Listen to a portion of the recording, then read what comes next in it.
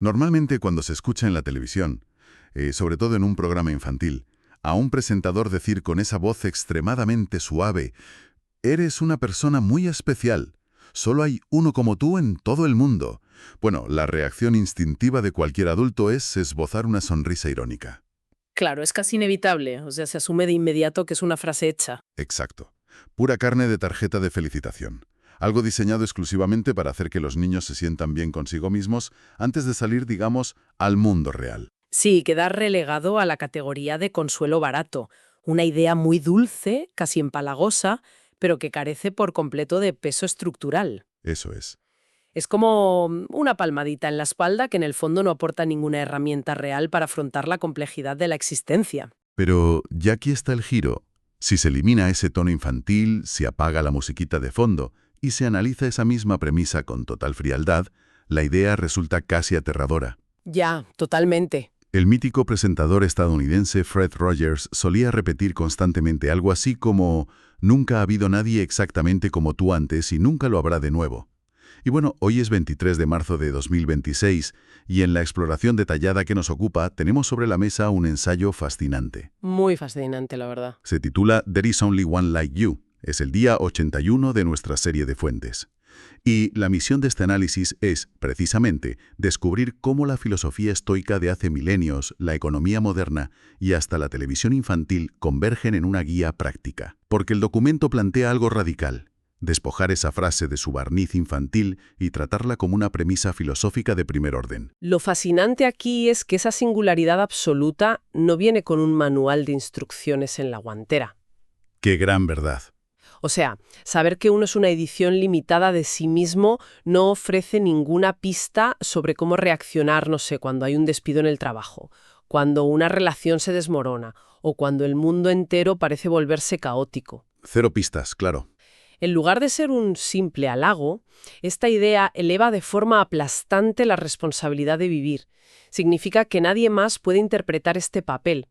Si la persona que está al mando no toma las riendas de sus decisiones, pues nadie más podrá hacerlo con esa misma combinación exacta de talentos, defectos y circunstancias. No es un ensayo general. Claro, la obra ya ha empezado. Y el ensayo argumenta que el primer paso, una vez que se acepta esa inmensa responsabilidad de estar al mando, es la educación. Aunque, y esto es clave, el texto deja clarísimo que no se refiere en absoluto a la acumulación de diplomas académicos. Para nada.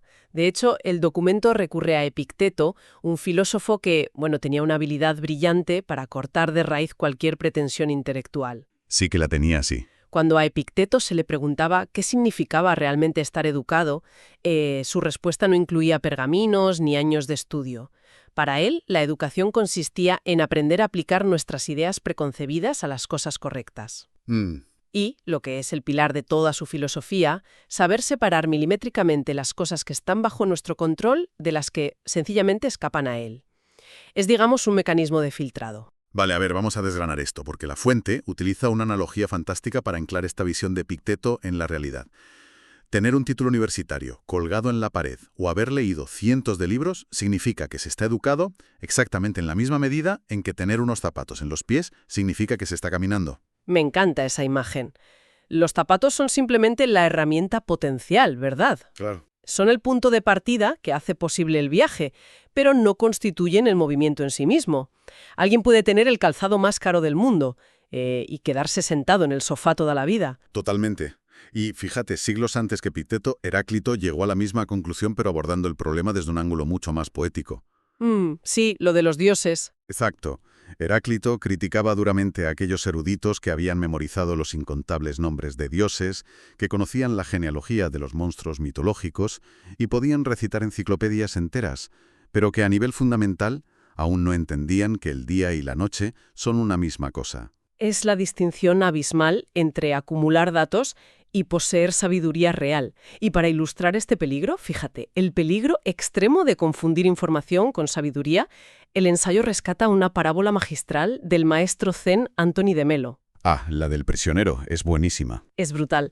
La historia describe a un discípulo que se acerca a su maestro, presumiendo sin cesar de su inmensa inteligencia, enumerando todos los idiomas que habla, los textos que ha memorizado y la inmensidad de su intelecto. Típico perfil arrogante, sí. Y el maestro lo escucha en silencio, lo mira con cierta compasión y le responde: eres como el prisionero condenado que está profundamente orgulloso de la inmensidad de su celda. Es una bofetada de realidad tremenda. El prisionero tiene más espacio para caminar, puede decorar las paredes con más cuadros, pero sigue rodeado por exactamente las mismas rejas de acero. Exacto. Y esas rejas representan la falta de agencia. De nada sirve a un conocimiento enciclopédico si la persona sigue siendo esclava de sus pasiones o de la ansiedad por el futuro. Esa inteligencia superior solo sirve para, construir prisiones mentales mucho más sofisticadas y difíciles de escapar. Para quien nos escucha, creo que esta advertencia resuena con una fuerza particular hoy en día. Vivimos en la era de la sobreinformación. Es tremendamente fácil caer en la trampa de leer 20 artículos de noticias cada mañana, escuchar análisis geopolíticos y pensar, wow, qué ciudadano tan bien informado soy. Claro, el espejismo del control. Pero si toda esa avalancha de conocimiento no ayuda a discernir qué acciones entran dentro del círculo de control personal, el único resultado es una ansiedad paralizante. Se decora la celda mental con pantallas de alta definición que transmiten crisis globales, ensanchando la prisión, pero la impotencia sigue intacta. Exactamente. Así que, si se acepta que la verdadera educación es discernir qué se controla y qué no, surge una pregunta de forma natural. ¿Qué se hace en la práctica con ese minúsculo porcentaje de cosas sobre las que sí existe control? Y aquí la historia clásica nos regala un experimento natural extraordinario. Es como si estuviera diseñado en un laboratorio. Tenemos a dos filósofos estoicos de renombre, dos exilios completamente injustos y dos islas desiertas diferentes. El paralelismo es asombroso. Por un lado está Séneca, uno de los hombres más brillantes, ricos y poderosos de Roma, exiliado a la escarpada isla de Córcega por cargos falsos, motivados por la política. Sí, una caída en desgracia absoluta. Y al leer sus diarios de esa época, queda patente que Séneca quedó devastado. La desesperanza lo consumió. Porque, físicamente el cuerpo de Séneca estaba en Córcega, pero psicológicamente su mente jamás abandonó Roma. Su atención estaba obsesivamente clavada en la injusticia que había sufrido y en el estatus perdido. Incapaz de aceptar la realidad. Exacto. Al negarse a aceptarla, fue incapaz de ver la isla que tenía bajo sus pies. Estaba cegado por su propia herida. Su sufrimiento, al no encontrar una vía productiva, se contrajo sobre sí mismo, volviéndose insoportable. Lo cual resulta irónico, siendo uno de los padres del estoicismo. Pero claro, el ensayo avanza a una generación para mostrar el reverso de la moneda. Y aparece Musonio Rufo. Otro gigante estoico. Sí, enfrentando otra condena injusta, exiliado a otra roca estéril, la isla de Yaros. Y aquí es donde se pone realmente interesante, porque su reacción ante el mismo estímulo es radicalmente opuesta. Musonio Rufo hizo algo impensable. En lugar de mirar hacia el horizonte llorando por Roma, miró la tierra seca de Yaros y se preguntó cómo podía mejorarla. Es un cambio de enfoque brutal. Empezó a enseñar filosofía a los locales y a otros exiliados, pero fue un paso más allá, a lo pragmático. Investigó el terreno, organizó a la gente y, fíjate, ayudó a descubrir un manantial natural de agua dulce que cambió las condiciones de vida en aquel pedazo de roca para siempre. Y es crucial entender que ambos sufrieron, ¿eh? O sea, Musonio Rufo no estaba feliz de estar desterrado, sentía el dolor del exilio igual que Séneca. El dolor es inevitable. Claro, la bifurcación vital no es sufrir o no sufrir. Eso es, la elección radica en el tipo de arquitectura que se le da a ese sufrimiento. Séneca hizo que su universo se encogiera al tamaño de su ego herido. Musonio, en cambio, expandió su mundo hacia la utilidad comunitaria. No controlaba el destierro, pero controló milimétricamente dónde ponía su energía. Y para explicar cómo logró esto, el texto usa una metáfora brillante de Seth Godin sobre los ríos. Godin dice que la verdadera esencia de un río no es el agua en sí, sino la corriente, la inercia.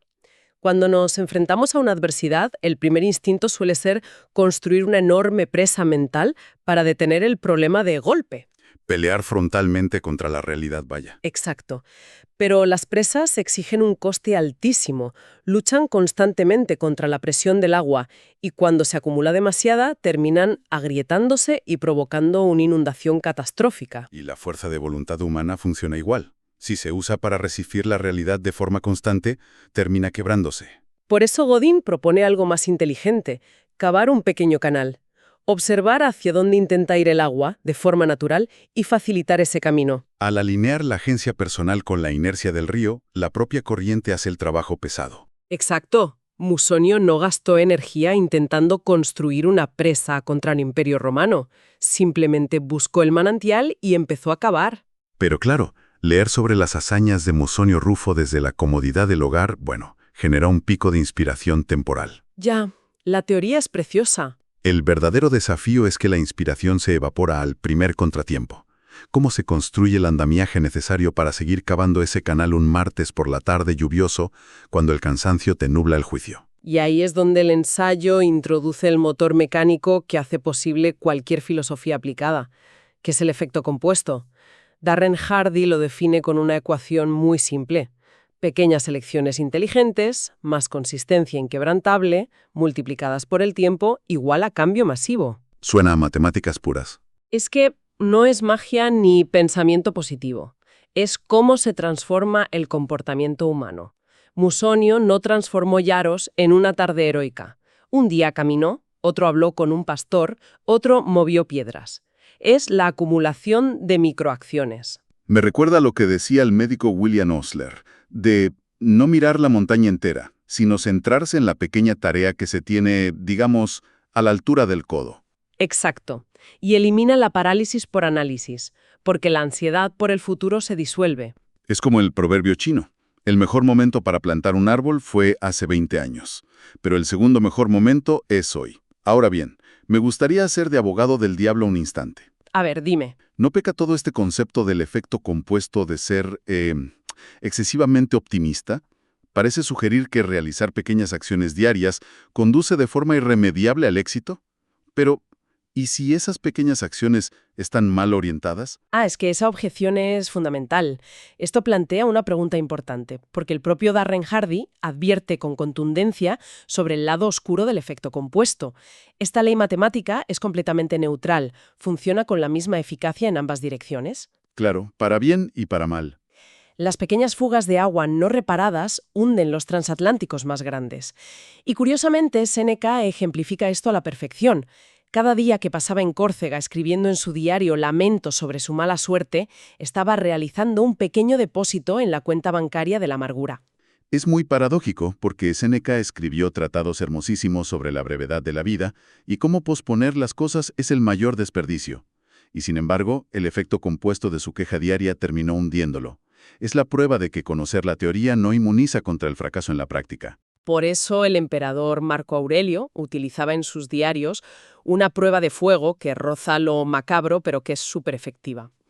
En medio de cualquier actividad, se detenía y se preguntaba, ¿tengo miedo a la muerte porque ya no podré seguir haciendo esto? Es un golpe directo al estómago. Ya te digo. Si alguien lleva 3 horas haciendo scroll infinito en una red social o en una discusión estéril en Internet y se hace esa pregunta, la disonancia cognitiva es tan grande que obliga a despertar al instante. Actúa como un detector de mentiras infalible. Y para complementar esta crudeza, el autor Tim Grahl aporta un marco de honestidad radical que es un gran alivio psicológico. Sí, lo de las capas, ¿verdad? Exacto. Grahl propone que cuando un ser humano realiza acciones constructivas, cuida de los suyos y actúa con nobleza, ese comportamiento refleja su verdadero núcleo. Pero cuando recae en la pereza o en la mezquindad, no significa que su identidad sea esencialmente mala. Esos fallos son solo capas superiores. Como estratos de ruido acumulado. Eso es, sobre el yo real. Esa distinción es un salvavidas emocional. Libera a la persona de la necesidad de fustigarse y de identificar todo su ser con un mal día. Si el mal hábito es solo una capa, siempre se puede elegir a la mañana siguiente actuar desde la esencia. Es dejar de identificarse con la caída y empezar a definirse por la capacidad de corregir el rumbo. Ahora bien, hay una variable inmensa y caótica que aún no hemos tocado. Toda esta arquitectura de cavar canales y auditar decisiones suena muy ordenada sobre el papel, pero no vivimos en un laboratorio esterilizado. Se vive en sociedad, rodeado de otras personas. Y ahí es donde la teoría suele saltar por los aires. Totalmente. Es en el roce humano donde más fallamos. La fuente hace referencia a una observación de The Daily Stoic sobre nuestra propia hipocresía. Basta con imaginar una fila en un supermercado o un atasco. El clásico atasco. Si uno mismo comete una infracción o se cuela, el cerebro fabrica en milisegundos una justificación. Tengo una urgencia médica, he tenido un día espantoso. Se asume que la intención subyacente es buena. Pero cuando es un absoluto desconocido el que hace exactamente la misma maniobra, la reacción es juzgarlo estrictamente por su acción visible. Se le cataloga casi instantáneamente como una transgresión moral imperdonable. Es una asimetría flagrante. Indulgencia total para el propio contexto y condena sumaria para el ajeno. Entonces, ¿qué significa todo esto a la hora de operar en el mundo real? Bueno, el ensayo destila una estrategia que podría resumirse en confiar primero. Extender la confianza de forma proactiva antes incluso de que el otro haya demostrado ser merecedor de ella. Suena a ingenuidad temeraria.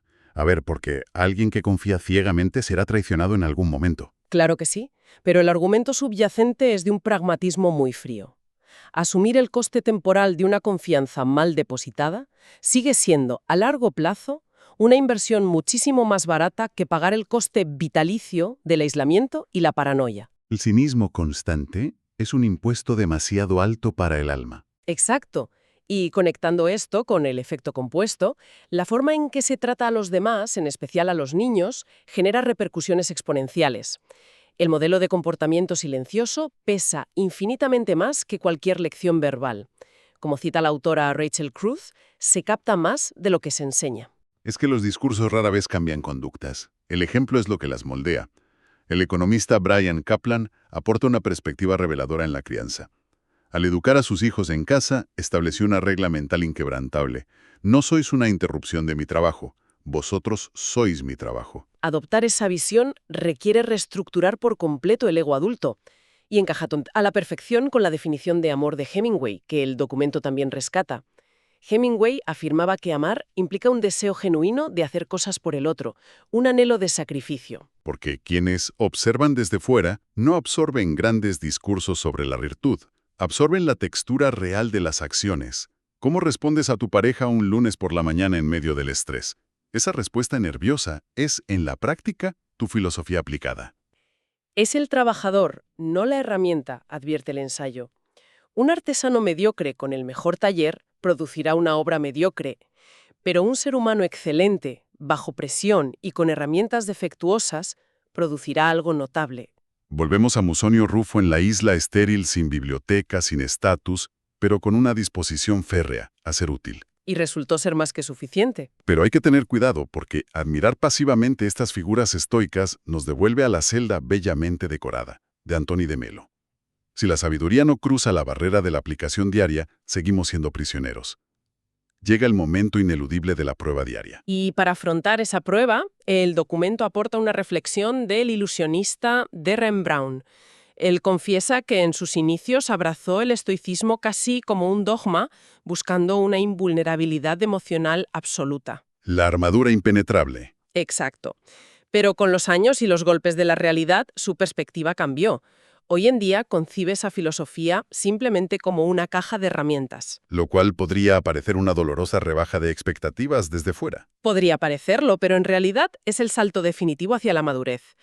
La caja de herramientas proporciona instrumentos valiosísimos para arreglar los desperfectos del día a día, pero exige la sinceridad de admitir que la reparación nunca será perfecta, porque el mundo es desordenado. La utilidad de la herramienta no es hacernos perfectos, sino enseñarnos a navegar con dignidad.